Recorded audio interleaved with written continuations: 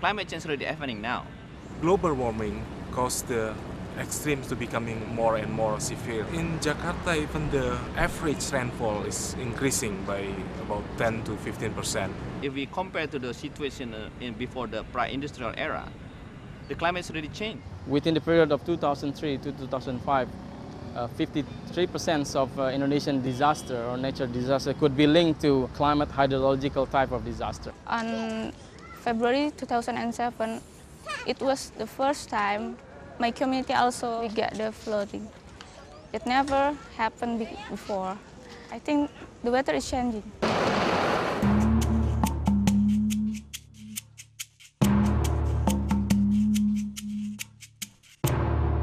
If we look at Jakarta, there are a number of different contributing elements that put people, especially poor people, at greater risk. One of them is certainly the sea level rise and the more intense weather events that are stimulated by climate change. And that can lead to overloading the drainage system in the city, resulting in flooding. But there are other factors as well. For example, the lack of adequate solid waste management and the underinvestment in proper drainage. All of that contributes to the greater vulnerability of slum communities in Jakarta. Climate change adaptation is about how we help community cope with this changing weather pattern, and it means more than just responding to disaster. It's about how we help the community to prepare. It is also about development.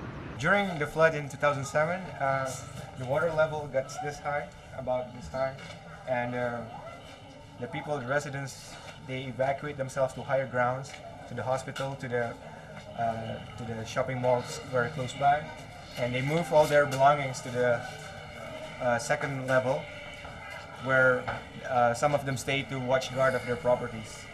Yeah, we are getting more and more aware that this has to do with climate change. The water level in the Jakarta Bay is getting higher, and also there's an issue of land subsidence. So that slows the discharge rate of this canal. That's why we are in need of adaptation measures towards climate change, or else communities like this are going to suffer most.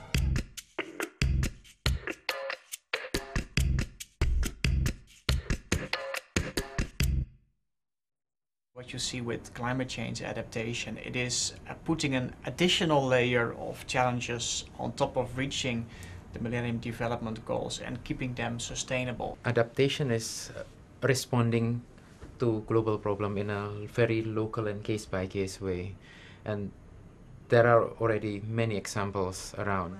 We're using tables to put the pressure, so it's higher, so when the water coming, it's the pressure still safe. The key here is that we are building resilience of the local communities, and many of them have done that without the help of any agency or any government agencies. Initially, their doorsteps would be here, but then after repeated annual flooding, they make it higher. So when the water is, they get quite safe. So these are adaptations that the community made out of their own initiatives.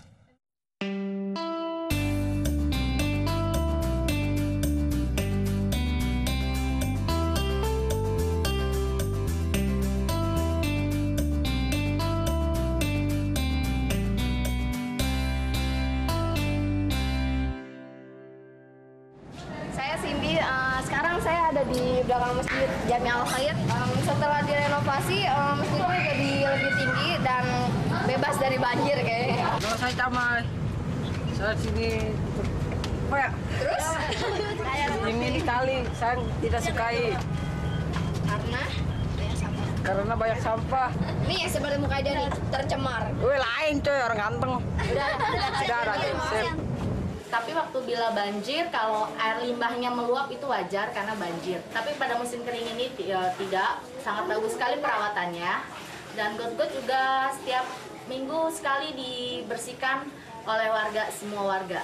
Kita untungnya dekat rel tuh kalau banjir bisa ngungsi ke rel, berduyun-duyun, bikin tenda di rel rame-rame begitu. Ini lagi sampah, Bu. Gotnya naik sampahnya. banjir kalau hujannya gede. Tapi kalau dibersihin enggak ya? Enggak. Oh ya, ya Mbak, makasih ya. After a disaster, poor people have lost their capital. They've lost their home, which often is collateral or even the location of small business. They've lost their savings, and they've often lost skills. So there has to be really a package, and that often involves microfinance to allow people to regain their assets, their productive assets, and rejoin the economy, but also capacity building, technical assistance, and training, as well as the infrastructure that's needed to allow poor people to more effectively participate in the economy.